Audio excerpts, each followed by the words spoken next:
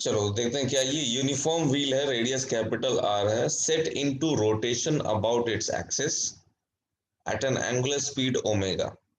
मतलब सिर्फ इसको रोटेशन करके छोड़ दिया गया है, इसको कुछ वी ये सब नहीं दिया गया, इसके सेंटर ऑफ मास को कोई वेलोसिटी नहीं दिया गया है। सिर्फ क्या किया गया है, इसको एक ओमेगा देके छोड़ दिया गया है। समझ में आ रही बात है ना, सिर्फ एक ओमेगा दिया हुआ। अब इसको ना एक रफ हॉरिजॉन्टल सरफेस पे रख दिया गया। एक्सिस कैसी है, ये इसकी एक्सिस है, इसका ये axis is passing through the centre and perpendicular to this plane. कौन सा प्लेन, वर्टिकल प्लेन के, ये जो वर्टिकल वाला प्लेन है ना, ये वर्टिकल प्लेन उसके परपेंडिकुलर है ये एक्सिस। ठीक है, आगे बात समझ में। मतलब ये जो वर्टिकल प्लेन मैंने अभी बनाया इसके परपेंडिकुलर है, एक्सिस इज हॉरिजॉन्टल। तो यहाँ पे क्या हो रहा है, फ्रिक्शन लग रहा होगा। और फ्रिक्शन कैसे लग रहा होगा, कितना लग रहा होगा, ठीक है, ये अभी देखते हैं हम लोग, है ना। The wheel accelerates forward. अच्छा अभी क्या हो रहा है कि अभी व्हील के पास कुछ भी नहीं है, मतलब कुछ भी नहीं है, मतलब कहने का मतलब ये है कि व्हील के पास वी नहीं है ना। सेंटर ऑफ मास की जो वेलोसिटी है वो कितनी है अभी, जीरो है। सिर्फ इसके पास ओमेगा आ रहा है। तो लोअर मोस्ट पॉइंट जो है, लोअर मोस्ट पॉइंट की वेलोसिटी अभी इस मोमेंट पे देखोगे तो सिर्फ ओमेगा इंटू कैपिटल आर होगी पीछे की तरफ। तो lower most point is slipping backward, so friction would act forward. ठीक है ना। तो फ्रिक्शन चूंकि आगे एक्ट करेगा, इसका मतलब क्या हो रहा है कि हमारे पास इस पे हॉरिजॉन्टल में जो फोर्स है वो आगे की तरफ है। तो क्या मिल रहा है, इसको एक एक्सेलरेशन मिलेगा फ्रिक्शन की वजह से। आ रही बात समझ में, बोलो। हाँ सर। और क्या लग रहा है, मतलब इसका सेंटर ऑफ मास को एक एक्सेलरेशन मिलेगा राइट की तरफ, तो सेंटर ऑफ मास है ना, उसको कुछ वेलोसिटी मिलेगी। किसकी वजह से, किसकी वजह से वेलोसिटी मिल रही है, वेलोसिटी किसकी वजह से मिल रही है, फ्रिक्शन की वजह से मिल रही है। समझ में आ रही है बात, हाँ सर। ठीक है ना। और फ्रिक्शन की वजह से और एक और दो और फोर्सेस लग रही हैं, mg लग रहा है और एक नॉर्मल लग रहा है। लेकिन ये दोनों सेंटर से पास कर रही है ना, एक्सिस को कट कर रही हैं इसके। तो उन दोनों का टॉर्क कुछ भी नहीं आएगा, जो भी टॉर्क है किसका टॉर्क है, फ्रिक्शन का टॉर्क है। अब फ्रिक्शन का टॉर्क जो है वो कैसा है, काउंटर क्लॉकवाइज है कि क्लॉकवाइज है, काउंटर क्लॉकवाइज है। फ्रिक्शन इसको सेंटर के अबाउट ऐसा घुमाने की कोशिश कर रहा है। तो ये इसका अल्फा का डायरेक्शन है। समझ में आ रही बात। अब देखो यहाँ पे नोटिस करो, ओमेगा जो है और अल्फा जो है, ओमेगा और अल्फा की डायरेक्शन उल्टी है क्या, है ना। और इसको जो सेंटर ऑफ मास को जो वेलोसिटी मिली है वो इधर है। तो क्या होगा, velocity of centre of mass will keep on increasing and omega will keep on decreasing. ठीक है, समझ रहे हो, है ना। हाँ सर। मतलब क्या हो रहा है कि सर सर मुझे नहीं हाँ समझ में आया क्योंकि वो बोलो। एक्सीलरेट तो कर रहा है और फिर डिसेलरेट भी कर रहा है, तो लीनियर वेलोसिटी कम भी तो हो जाएगी एक पॉइंट के बाद। नहीं, एक पॉइंट के बाद क्या डिसलेट कर रहा है और क्या एक्सेलरेट कर रहा है, ये देखो ध्यान से, क्वेश्चन में क्या लिखा है, because of friction at the contact the wheel accelerates forward मतलब speed of centre of mass increases and rotation decelerates. ठीक है, रोटेशन डिसलरेट्स मतलब ओमेगा कम हो रहा है। ठीक है, till the wheel starts pure rolling. एक एग्जांपल लेके तुमको दिखाता हूँ, नंबर लेके दिखाता हूँ, तुमको समझ में आएगा। मान लो ओमेगा इनिशियल जो है, ओमेगा इनिशियल 10 है, या ओमेगा आर की वैल्यू ले लेता हूं मैं, ठीक है। ओमेगा आर 10 है, वी 0 है लेट्स से, ठीक है। अब थोड़े टाइम के बाद ये कितना हो गया, ये 9 हो गया, ये 1 हो गया, ये बढ़ रहा है, ये धीरे धीरे ये चीज ऊपर जा रही है, ये चीज नीचे जा रही है ना। फिर ये 8 हो गया, ये 2 हो गया। एक टाइम ऐसा आएगा जब ये दोनों सेम हो जाएंगे, ओमेगा आर और ये जो वी है, ये घटते घटते और ये बढ़ते बढ़ते एक पॉइंट इन टाइम आएगा ऐसा जब ये दोनों क्या हो जाएंगे, सेम हो जाएंगे क्या है ना। तो हमको उस समय का हिसाब किताब निकालना है कि उस समय जो इसकी v है, speed speed of the wheel, वो कितनी होगी, है कि नहीं। आ रही बात समझ। तो हाँ सर। वो हमको मोमेंट निकालना है। तो इसको करने के दो तरीके हैं, एक छोटा तरीका है, एक लंबा तरीका है। पहले अपन क्या करेंगे, पहले शॉर्टकट करते हैं, है ना। फिर हम क्या करेंगे, फिर लंबा वाला तरीका करेंगे। तो पहले ये लिख लो सारे लोग, है ना, ये जो डायग्राम मैंने बनाया और ये सब जो लिखा है, ये सब लिख लो एक बार, है ना। फिर उसके बाद अपन आगे बढ़ेंगे।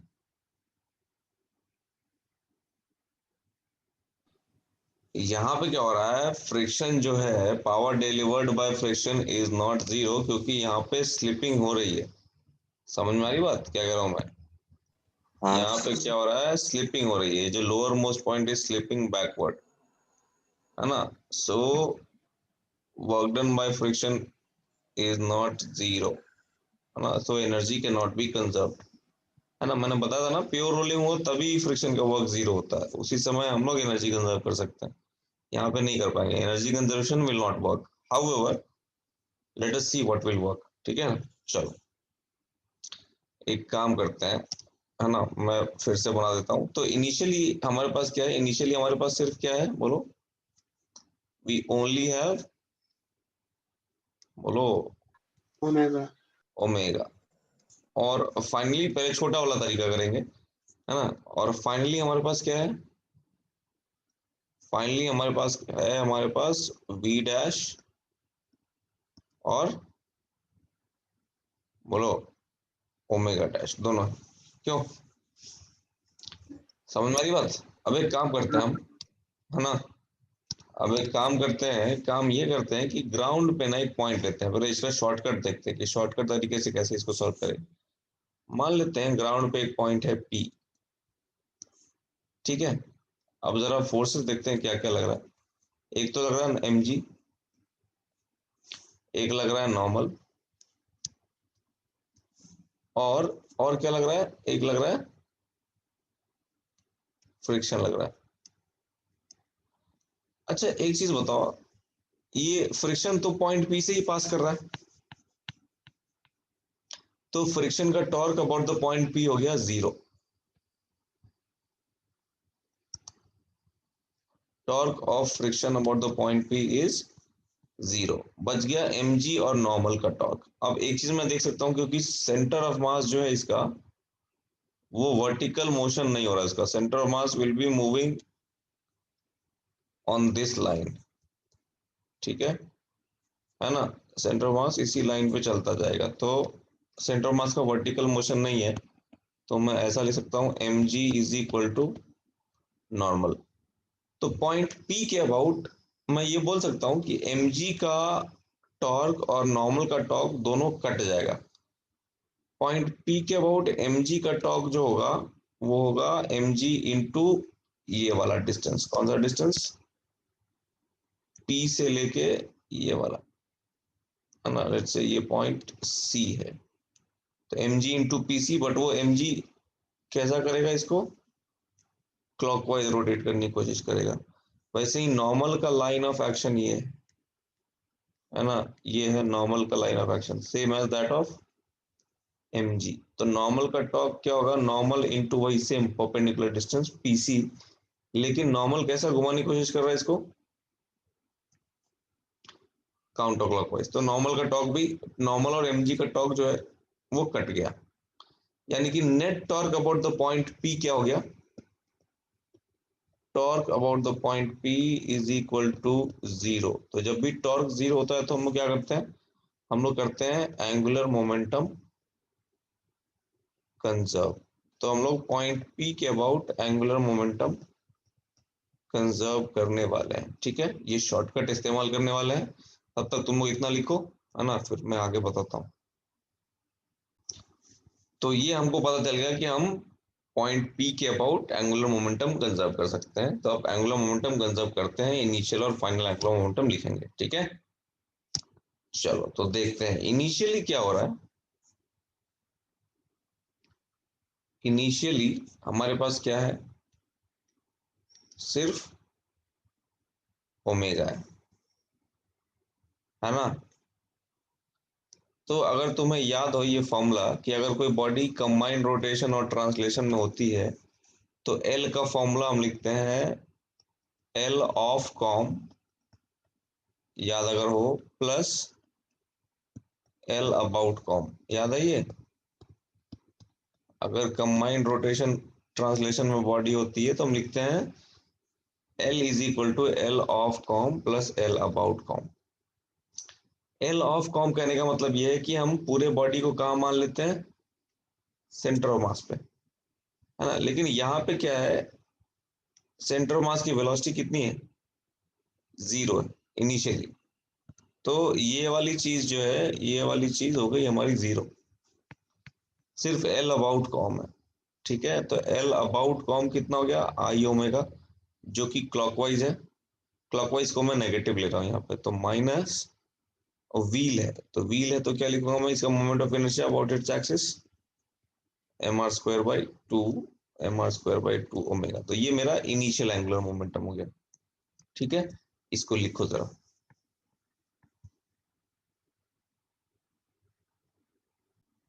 तो ये हमारा हो गया इनिशियल एंगुलर मोमेंटम, ठीक है, पॉइंट पी के अबाउट। अब फाइनली जो होगा, फाइनल एंगुलर मोमेंटम जब होगा तो उस समय का हिसाब किताब दिखता है। ठीक है, तो फाइनली क्या सिस्टम है, फाइनली ये जा रहा है हमारे पास कितनी स्पीड से, इससे मान लो इसके पास वी डैश है ना, और ये कितना है, मान लो इसकी एंगुलर स्पीड हो गई है ओमेगा डैश। सबसे पहले हम क्या लिखेंगे, सबसे पहले लिखेंगे हम एल ऑफ कॉम। तो एल ऑफ कॉम लिखेंगे मतलब क्या करेंगे, हम पूरे बॉडी को कहाँ डाल देंगे, बोलो, सेंटर ऑफ मास के ऊपर डाल देंगे। और सेंटर ऑफ मास का ये लाइन ऑफ मोशन है, अभी ओमेगा को भूल जाओ, अभी सिर्फ सेंटर ऑफ मास के ऊपर फोकस करो। सेंटर ऑफ मास का जो लाइन ऑफ मोशन है उसका परपेंडिकुलर डिस्टेंस कितना है यहाँ से, आर।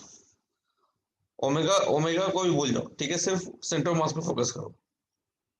पॉइंट पी से अगर देखोगे, ये पॉइंट पी है, पॉइंट पी से अगर देखोगे तो सेंटर ऑफ मास का मोशन का सेंस तुमको ना क्लॉकवाइज नजर आएगा। Yes, if you look at the centre of mass from the point P, इसके उसका जो सेंस ऑफ मोशन है सेंटर ऑफ मास का तुमको क्लॉकवाइज नजर आएगा। तो मैं क्या लिखूंगा, ये लिखूंगा minus M V R, clockwise negative लिया था मैंने।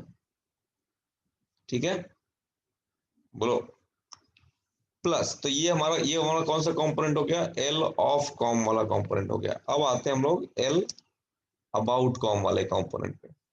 ठीक है, एल अबाउट कॉम वाला कंपोनेंट क्या, अभी वी डैश को भूल जाओ, अभी सिर्फ किसको देखो, ओमेगा डैश को, है ना।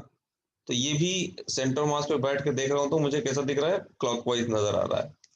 तो हो गया ये minus M R square by two omega dash. ठीक है, अगली चीज ये हो रही है कि इसमें माइनस साइन क्यों, क्योंकि ये भी इनटू द प्लेन है।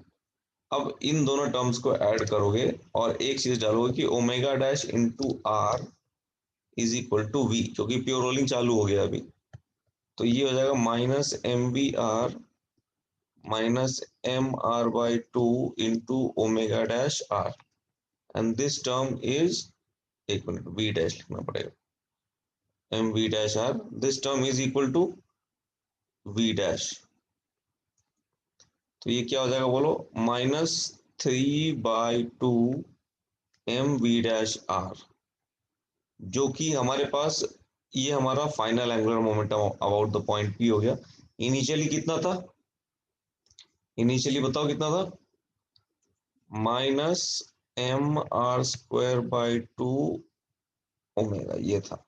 तो initial angular momentum final angular momentum दोनों को बराबर कर दो, हमको बड़े आराम से वी डैश की वैल्यू मिल जाएगी। वी डैश की वैल्यू मिलेगी कितनी, ओमेगा आर बाई थ्री, ये होगा तुम्हारा आंसर। समझ गए क्या गुरु।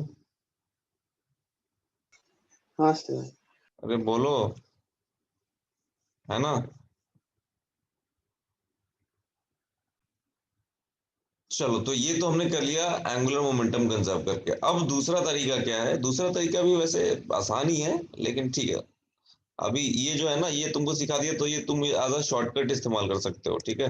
दूसरा तरीका है वो फ्रिक्शन वाला तरीका है, कि फ्रिक्शन की वैल्यू क्या क्या होगी, है ना, कैसे करेंगे, देखना जरा कैसे करेंगे। तो हमको पता चल गया था ना कि फ्रिक्शन किधर लग रहा था। फ्रिक्शन लग रहा था आगे की तरफ, है ना। ये बोलो ना। हाँ सर। फ्रिक्शन लग रहा था आगे की तरफ, क्योंकि जो लोअर मोस्ट पॉइंट था वो किधर स्लिप कर रहा था, पीछे स्लिप कर रहा था, है ना, ओमेगा आर की वजह से। तो फ्रिक्शन लग रहा था आगे। और फ्रिक्शन कैसा लग रहा था? फ्रिक्शन लग रहा था काइनेटिक। खैर उससे हमको मतलब नहीं है, फ्रिक्शन आगे लग रहा है। फ्रिक्शन आगे लग रहा है तो ए, जो सेंटर ऑफ मास का एक्सेलरेशन है वो आगे की तरफ है। और फ्रिक्शन की वजह से जो टॉर्क आ रहा है वो कैसा है? वो ऐसा है। ठीक है, कोई परेशानी? बोलो। नहीं सर। तो इसकी वेलोसिटी जो लिखोगे, u plus A T, you कितना है? 0 है। टी टाइम के बाद क्या लिखोगे?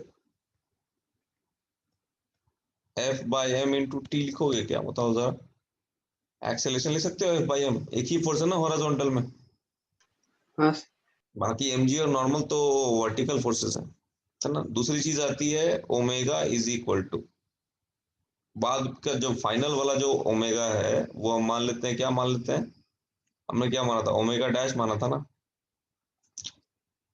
बोलो। फाइनल जो सिचुएशन था वो क्या था? ये इसको वी डैश लिख लेता हूँ। तो वी डैश ऐसा था, और फाइनली हमारे पास कुछ ओमेगा रह गया था ना, ओमेगा डैश। बोलो। हाँ sir. Omega dash is equal to initial वाला ओमेगा माइनस अल्फा टी। समझ में आया क्या? माइनस क्यों? क्योंकि ये जो अल्फा है, फ्रिक्शन का जो टॉर्क है, वो इनिशियल जो ओमेगा था उसके उल्टा था, देखो ना, है ना। Alpha is counter clockwise. तो ओमेगा माइनस अल्फा टी, ये कितना हो जाएगा? अल्फा की वैल्यू निकाल सकते हो, friction into R by I लिख सकते हो क्या? ये कहां से आया, समझ में आया? Torque is equal to I alpha, centre of हाँ मास। सर। टॉर्क क्या हो जाएगा? बोलो। Friction into R is equal to M R square by two, है ना, इंटू अल्फा। समझ में आ रही बात? सेंटर ऑफ मास के बोर्ड जब टॉर्क लिखोगे तो ये लिखोगे। तो अल्फा की वैल्यू क्या होगी? बोलो। अल्फा की वैल्यू यही आई, 2f बाई एम आर। तो एक काम करते हैं, यहाँ पे डायरेक्टली लिख ही देते हैं। क्या लिखूं? बोलो तो। 2f बाई, बोलो। M R. यस, ये ओमेगा डैश की वैल्यू आ गई, है ना। अच्छा, अब हमको पता है कि फाइनली क्या हो रहा है, V dash is equal to omega dash R हो रहा है। बोलो। हाँ सर। है ना, तो V dash is equal to omega dash R हो रहा है। मतलब बोलो तो एफ टी बाई एम, इसकी इक्वेशन अगर मैं लिखना चाहूँ तो वी डैश की वैल्यू लिखूंगा F T by M is equal to omega dash R. तो ओमेगा डैश आर क्या हो गया? Omega into are minus 2 ft by 2m। ये समझ में आया क्या? इस पूरी चीज को आर से मल्टीप्लाई कर दिया। बोलो। अरे बोलो ना। हाँ सर। मैंने क्या किया? मैंने V dash is equal to omega dash into R किया, तो पूरे में आर मल्टीप्लाई होती है, रहेगा ना ऐसा। यार आर कटेगा ना, वही चीज तो लिखी है यहाँ पे। नहीं समझे? समझ गए सर। है ना। बोलो। हाँ सर। है ना। तो अब हमको क्या मिल रहा है यहाँ से? यहाँ से हमको मिल रहा है, मैंने एक कुछ गड़बड़ कर दिया ना यहाँ पे। 2 ft बाई 2m नहीं होना चाहिए ना, 2 ft बाई m होना चाहिए था, हाँ सर। है ना। 2 ft बाई m। अब क्या, ठीक है, कोई बात नहीं है। अब इसको क्या लिखोगे? 3 ft बाई m आ जाएगा, ओमेगा आर। बोलो। हाँ सर। यहाँ से मुझे मिल जाएगा omega R is equal to 3 FT/m, यानी कि FT/m कितना आ गया, यहाँ से इसको सॉल्व करोगे इस इक्वेशन को तो FT/m आ रहा है ω/r/3, और हमारा जो वेलोसिटी है वो क्या है, FT/m है क्या, ω/3 आया आंसर, नहीं आया, ये चाहिए था ना अपने को, हाँ सर। बोलो, है ना, हाँ सर। Yes, simple.